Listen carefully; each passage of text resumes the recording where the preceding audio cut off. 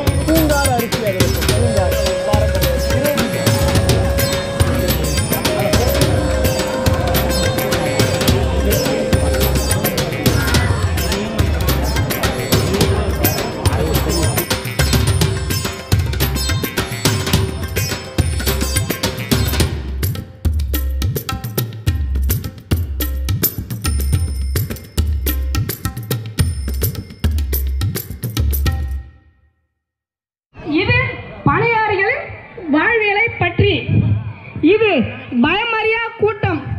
இது பயமறியா கூட்டம். தினம் மரணத்தோடு தான் எங்க ஆட்டம். தினம் மரணத்தோடு தான் எங்க ஆட்டம். இது உங்களுக்கு சாதாரணம். இது உங்களுக்கு சாதாரணம். இது எங்களுக்கு சாதாரணம். இது எங்களுக்கு மரத்துக்கு வரி கட்டுகிறோம் நாங்கள் பின்னோர். மக்களை சுரண்டுவது அரசியல் சாசனம். இப்ப இருக்கிற மரங்களையும் சுரண்டுகிறீர்கள்.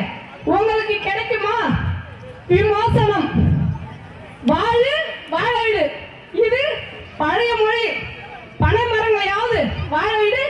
இது புதுமொழி. 2025 மே 24 பனை கனவு திருவிழா. இந்த நாட்டின் முதுகெலும்பு விவசாயம். அது இந்த கார்பரேட்டாலும் கவர்மெண்டாலும் போனது சாயம். படமாட்டின் கீழே நின்று பாலை குடிச்சாலும் கல்லுதான் சொல்லும் இந்த உலகம். அது எங்களை வாழ விடாம பண்ணுது கலகம். அனைவரும் பனை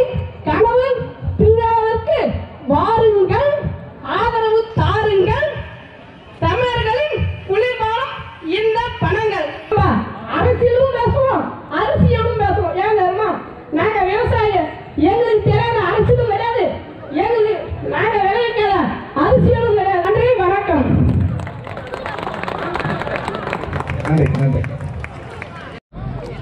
அடுத்ததா முன்கூட்டியே சொல்லிடணும். நம்ம இப்போ ஏற போகிறோம். ரொம்ப நாள் ஆச்சு நம்ம ஏற போகிறோம். நானும் பனைமரத்தில் ஏறினதில்லை, இப்போ புதுசாக நானும் ஏற போகிறேன். அதுக்காக பார்த்தீங்கன்னா ஒரு சின்னதாக ரெடி பண்ணி வச்சுருக்காங்க. குழந்தைங்களாம் ஏறி ஏறி இறங்கிட்டு இருக்காங்க. இப்போ நம்ம அதில் நம்ம இப்போ ஏற போகிறோம்.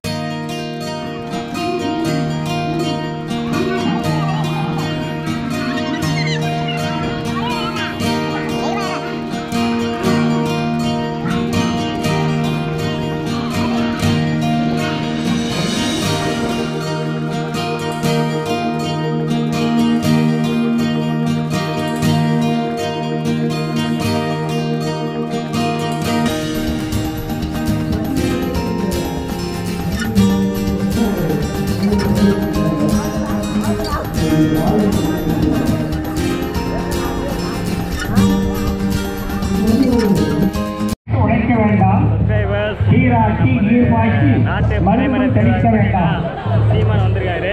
மணி பார்த்தீங்கன்னா இப்போ கரெக்டாக என்ன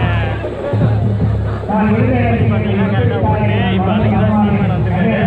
மதியம் பார்த்தீங்கன்னா திருவிழா ஸ்டார்ட்டு. ஆனால் முடிஞ்ச அளவுக்கு காலையில் பார்த்தீங்கன்னா இருக்கிற எல்லா ஃபெஸ்டிவலும் எல்லாம் பயங்கரமாக சிறப்பாக நடந்துட்டு இருக்கு. பார்த்தீங்கன்னா சீமான் வந்திருக்காரு. நம்ம சீமான் கிட்ட ஒரு சில கேள்விகளை கேட்பாங்க. எல்லாத்தையும் பார்த்துட்டு நம்ம அப்படியே போக இது பண்ணோம். அதுக்கு தான் பார்த்தீங்கன்னா இவ்வளோ பெரிய வரவேற்பு நடந்ததுங்க. நம்முடைய பனை கனவு திருவிழாவிற்கு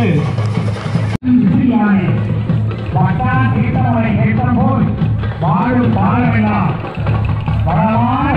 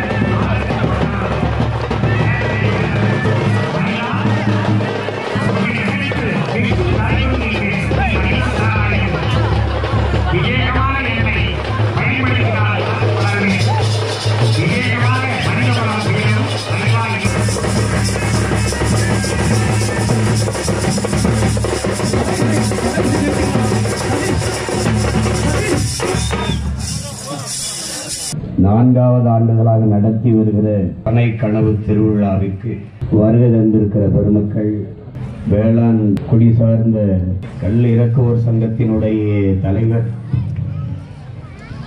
நம்முடைய போற்றுதற்கும் வணக்கத்திற்கும் உரிய பெருந்தகை ஐயா கல் நல்லசாமி அவர்களுக்கும் இந்த நிகழ்வை தொடர்ந்து ஒருங்கிணைத்து நடத்தி வருகிற என் உயிர் இளவன் என் அன்பு தம்பி பாண்டியன் அவர்களுக்கும் அவருடைய என்னுடைய அன்பும் வணக்கமும்.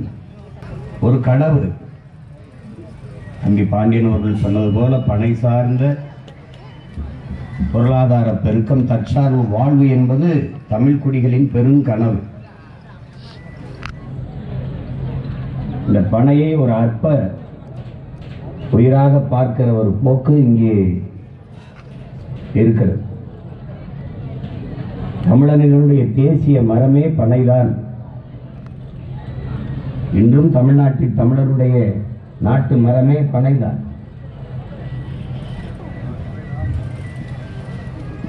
தென்னையோ வாழையோ மற்ற எம்மரங்களும் அதிகப்படியான பராமரிப்பு தேவைப்படுகிறது. இந்த உலகில் ஒரு உயிரினம் எந்த பராமரிப்பும் இல்லாது வளர்ந்து தன் உடலில் எல்லா உறுப்புகளையும் மானுட சமூகத்தின் பயனுக்கு தருகிற ஒரு உயிர் உண்டென்றால் அது உலகத்திலேயே பனை மட்டும்தான். 840 பயன்பாட்டை தருகிறது. அதனால அது கற்பக தரு என்று. அது உடலில் ஒன்று கூட கழிவு கிடையாது. அதுக்கு நீ உரம் போட வேண்டியதில்லை, அதுக்கு தண்ணி பாய்ச்ச வேண்டியதில்லை, அது தன்னைத்தானே பார்த்துக்கணும். இங்க இருக்கிற ஆட்சியாளர்களும் அவ்வப்போது நாங்கள் பணங்காட்டு நரி சலசலப்புக்கு அஞ்ச மாட்டோம் என்று பேசுவார்கள். நான் அவர்களுக்கு சொன்னேன், நீங்க பணங்காட்டு நரிதான், பணங்காடே நாங்கள் தான் என்று. அந்த காடே நாங்கள் தான் என்று. இந்த பனையின் அருமையை விளக்குவதற்கு ஒரு சுருக்கமா, எங்களுடைய தலைவர் தமிழீழ நாட்டை அடைவதற்கு போராடுகிற போது இந்த நார்வே உள்ளிட்ட நாடுகள் எல்லாம் எங்க அன்னையிடத்தில் பேச்சுவார்த்தைக்கு வந்த போது அவரிடத்திலே கேட்கிறார்கள், பிரபாகரா நீ ஒரு சின்ன தீவில் இருக்காய், அதுல ஒரு பகுதி, இப்ப நியாயமா பார்த்தா நம்ம ஊர்ல 2 மாவட்ட அளவு தான் தமிழ் ஈழம் என்பது.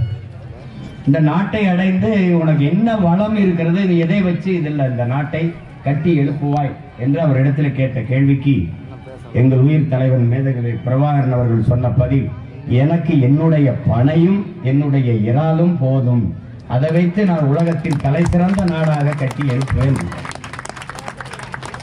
பனங்கிழங்கிலிருந்து மாவெடுத்து இந்த மைதாவுக்கு பதிலாக பயன்படுத்தினார். இன்றும் நம்ம இப்பதான் நம்ம வருது, என் தம்பி குகன் எல்லாம் அதை செய்து அனுப்புறேன்.